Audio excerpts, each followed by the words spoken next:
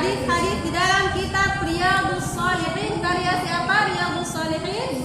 Imam Nawawi. Sekarang kita masih dalam pembahasan pertama, yaitu tentang niat dan barusan Zidan baca sebuah hadis. Tolong dulu tenang, Novan dulu tado. Jadi ringkasnya ya, Ustazah terbaca ulang, Ustazah jelaskan saja tentang 3 orang pemuda yang sedang berjalan-jalan, lalu mereka beristirahat di dalam gua. Ketika mereka sedang beristirahat, tolong perhatikan, itu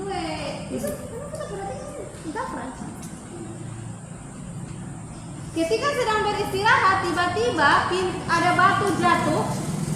Akhirnya pintu gua tertutup. Mereka bertiga tidak bisa keluar.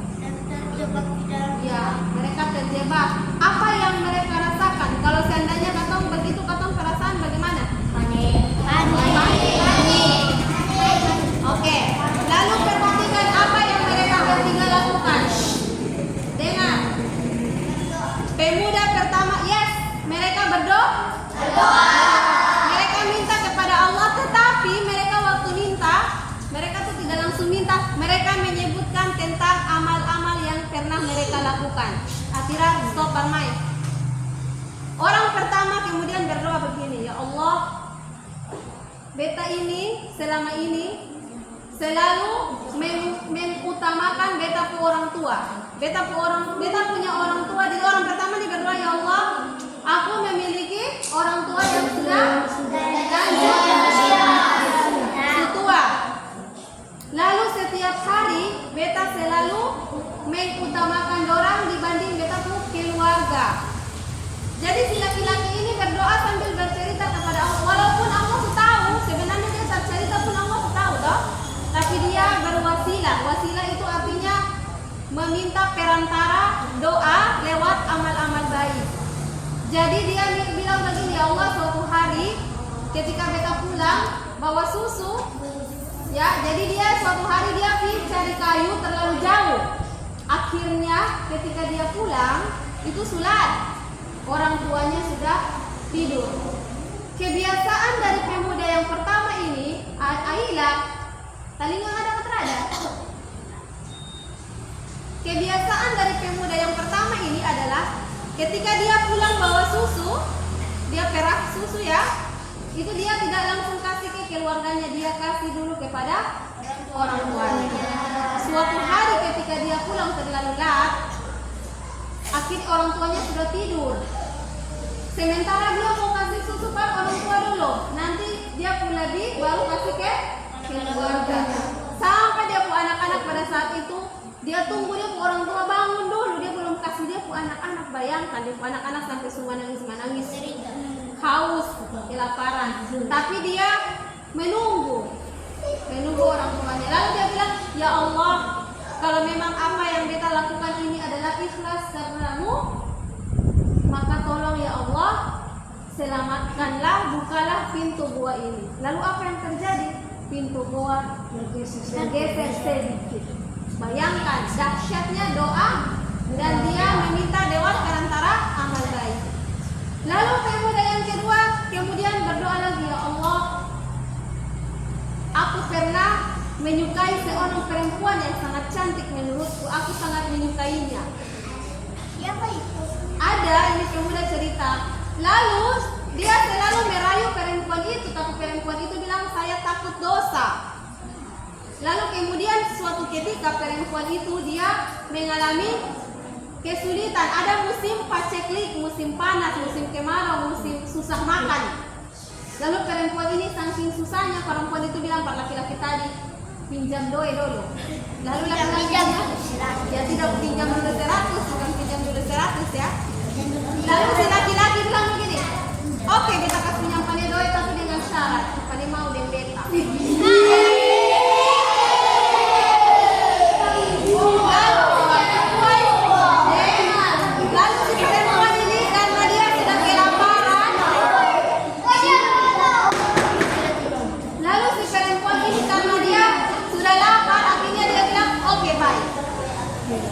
Nah, ketika laki-laki ini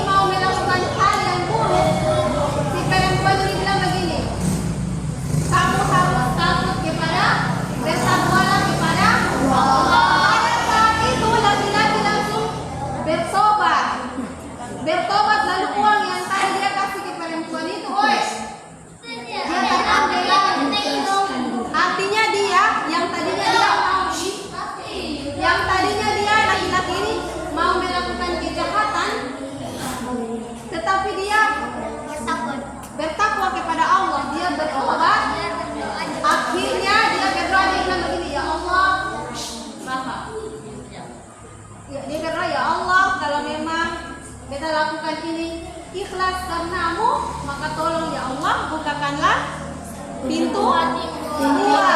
Bukan pintu hati, pintu gua. Akhirnya apa? Pintu batu bergeser sedikit. Tinggal satu orang lagi berdoa. Satu orang berdoa begini. Berdoa bagaimana? Dia berdoa lagi. Dia omong-omong kepada Allah. Lalu orang yang ketiga bilang begini, ya Allah, aku memiliki budak-budak yang banyak. Lalu suatu ketika pas dia lagi bagi-bagi gaji, ya budak-budak gaji, ada satu orang yang sepulang kampung lah begitu. Ada satu orang dia budak sepulang kampung. Akhirnya orang itu gaji, kan yang lain sudah gaji nih. Satu orang loh. Ternyata si laki-laki yang berdoa ini dia bilang, beta pu karyawan itu gaji, beta bikin modal, beta bali hewan, lalu beta ternak, sampai beberapa tahun kemudian yang dia karyawan tadi itu uang, ternyata dia jadikan modal usaha, lalu dia hewan ternak itu sudah berkembang biak jadi beranak pinak langsung jadi banyak. Seberapa tahun kemudian tiba-tiba lama berapa tahun, bukan cepat-cepat.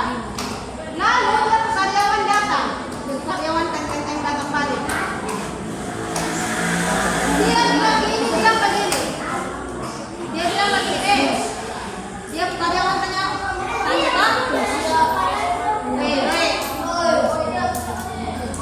lalu si pekerja ditanya, bos, mana beta gaji? Lalu si pemuda yang berdoa ini dia bilang, sana pada gaji, dia kasih tunjuk binatang-binatang supaya banyak. Lalu yang karyawan ini tadi bilang begini, bos, supaya ejek beta begitu, bos, masa beta gaji banyak begitu. Langsung si pemuda ini bilang, betul, itu mana punya gaji dulu, beta bikin modal usaha, langsung dia sudah kembang biak. Bayangkan, bos ini kalau seandainya bos ini tak jujur, pasti dia kasih sedikit saja, Kang. Karena bos ini jujur, dia kasih semua harta kekayaan.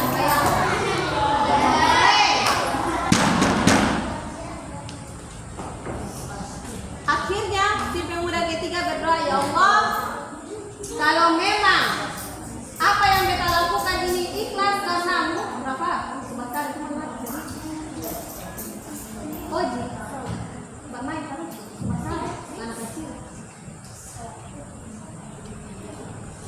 Dulu yang sopan. Lalu laki-laki yang ketiga bilang, ya Allah, kalau apa yang beta lakukan ini ikhlas, maka tolong bantulah kami.